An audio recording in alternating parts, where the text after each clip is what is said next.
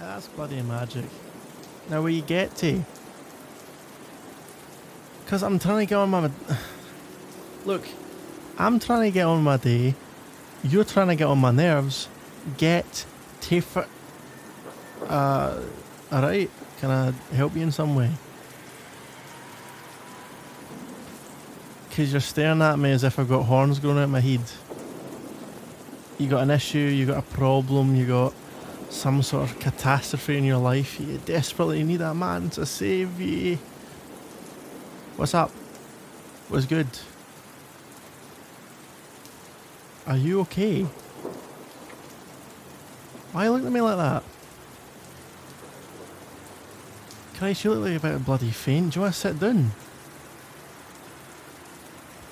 Sit down. For God's sake. Why do I always get the bloody weirdos? Right. Okay. Do you want a drink of water or something? A drink of water. Water. You know, like, you know, falls from the sky. Collects in rivers and estuaries. Bloody water. Ugh. I'm guessing you're new. Yes, I have an accent. That's an amazing observation from you. I practically would have had that never pointed out to me if it had not been for you today. So thank you. Do you not think I hear about my accent all the time? Do I sound like I'm from here to you? I'm from Glasgow. I'm from Glasgow. Is that better for you? Or is that more in the proper English speaking? Why are you fainting anyway? What is that about a voice? You can't tell me that you're this scared of an accent, for God's sake. It's not like I'm about to wallop you. Wallop you. Like hit. You know, give you Malky. What's my... See you. You're starting to really do my tits in. Oh, just forget it. Look. If you're done with your wee weirdo fainting act, I'd like to get on with my day. Huh? You want me to stay here? And why, pray to God, would I possibly want to do that? What? You like hearing me talk? You daft dauber, you don't even know what I'm saying. You didn't know what war was. Ah, fine, fine, fine. I'll stay till you feel a wee bit better. Christ. So how was your day before, you know, you fainted because someone talked to you? You must have a bloody rare constitution, eh? Up and about, ready to own the world, ready to make it yours.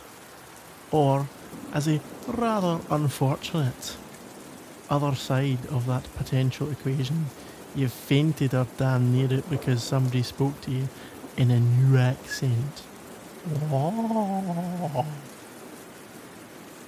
Allow me to express my sincerest condolences for your inability to hear someone speak differently to you and not have a damn near heart attack. Huh? Yeah, speak up, none of this mumbling pish. You're no scared. Well, that's smashing. So what are you then? Why are you nearly fainting? I mean, I don't think I look like bloody Dracula over here, right? In fact, I've been told I'm a relatively bonny lad. So, what exactly here is the problem? You come up to me, you're frankly eavesdropping on my conversation, eh? And then, like, oh, I'm practically passing out. Oh, this guy's here and he talks funny. Ooh.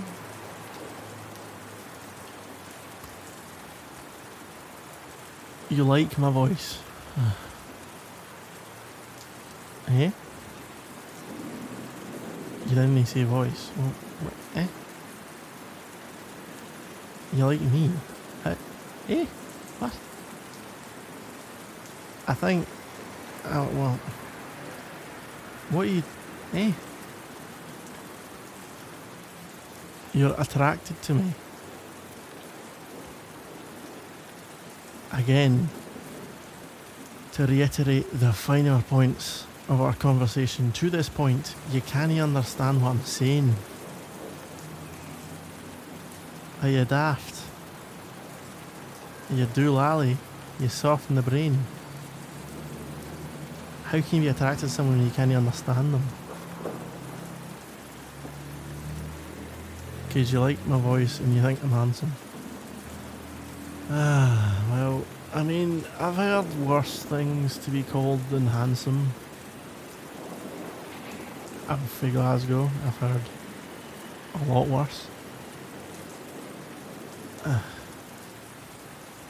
Well, the thing is, I gotta be honest with you, I think you'd find it kind of difficult to date a guy you can't understand. You've got to date someone you can communicate with, eh? How are we going to communicate? Alright, darling, would you like a glass of water? A what? A glass of water. What? What? Not exactly the best morning conversation. So, if it's always same to you, as much as, yes, I find you physically attractive, I can, you know, I'm a man, I can say that. I'm not all weird about it. For instance, I'm not passing out at the prospect of telling someone that you find them attractive, which is something apparently you should work on. Did that not occur to you, instead of, you know, this whole thing, you could have just said, oh, well, actually let me do it how those bloody Southern Americans will do it. I love your accents. Aye, that's bloody smashing, hun. It's a story for... I went to visit my family in Carolina, right? And they're all... Well, they soften their accents a wee tiny bit, but when the family come back over, it's... They're slipping right back into it, you know? The Scottish slang and the draws and everything. And I remember we were getting waited at this American institution they call the Waffle House. It's basically where everybody goes when they're completely pissed at 3 a.m, you know, and you meet people with tattoos of Cthulhu just hanging about outside, that sort of thing. So there's me talking to, you know, nattering away to my uncle, and well, there's no real other way of saying it, the very nice, large, well, just incredibly southern woman, let's just put it that way. So she's kind of, you know, waddling away from the table, and I remember just, you know, whispering, I love your accent. I don't think I was supposed to hear it, but I did hear it. And I kind of always remember it because, to be honest, I spent my whole life trying to know sound like this, you know? Because people from England come up and they're like, I can't understand. Are they speaking in English? Oh, it's so difficult.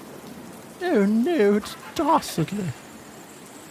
And I'm just sitting there like, you know, I'm one of, frankly, the easier ones to understand.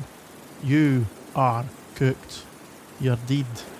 Especially, you go anywhere that serves alcohol sounding like that and complaining about the accents, and you're gonna get your melon smashed in. I'm just telling yous. So, anyways, it's, even with you today, it's nice to hear that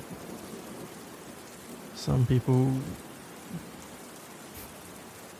actually quite like it, you know? It's refreshing. However,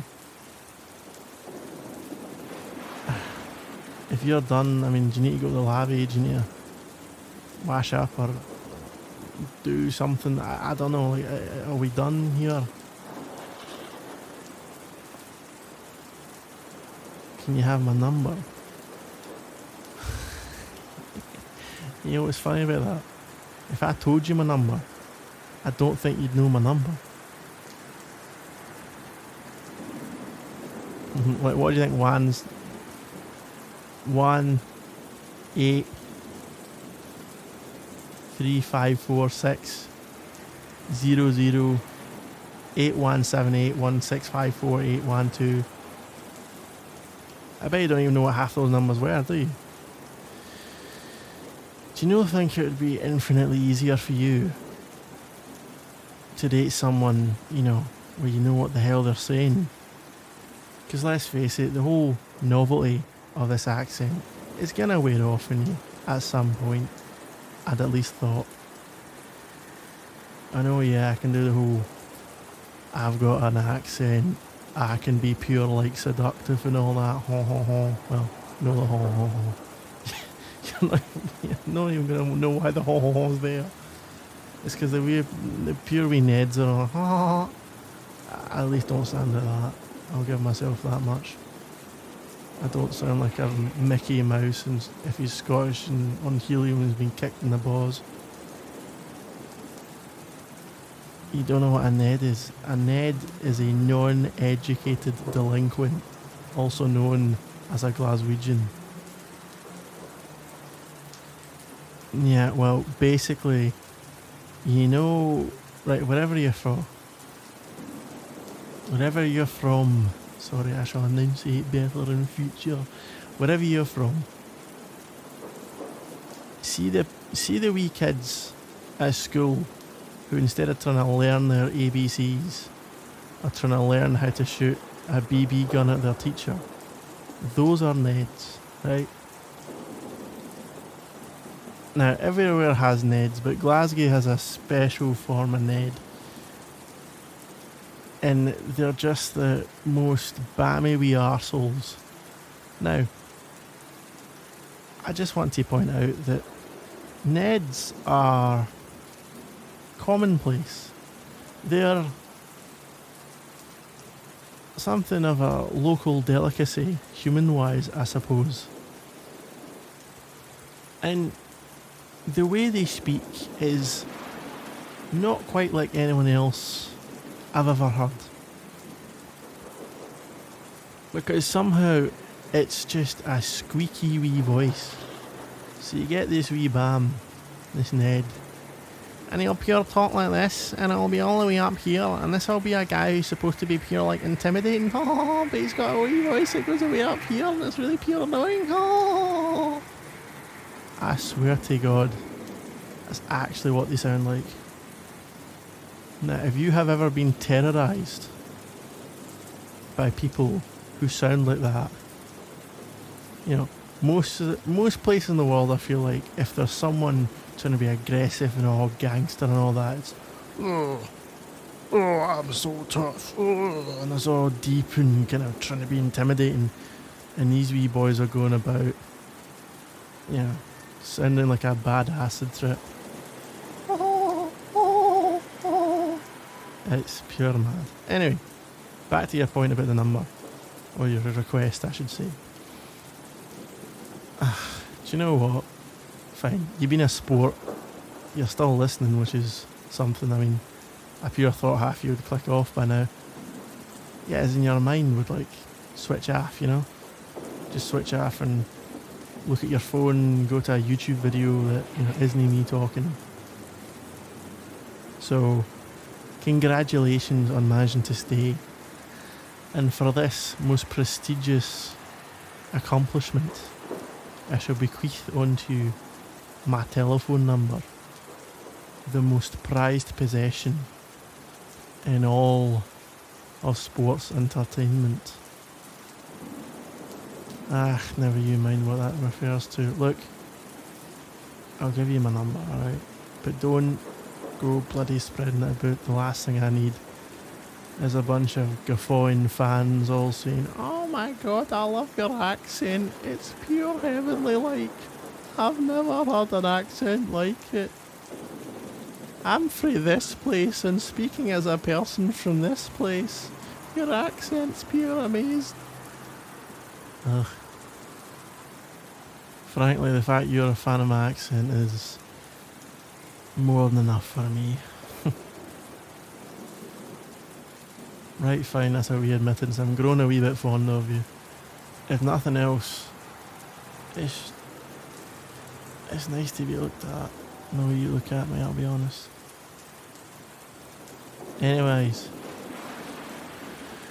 Right, here's the number. Enjoy, bon voyage. I need to go now. I was supposed to be gone 15 minutes ago before you took your wee weirdo fall. So, you know, get to your wee dauber. Yes, that means I'm leaving now. Goodbye.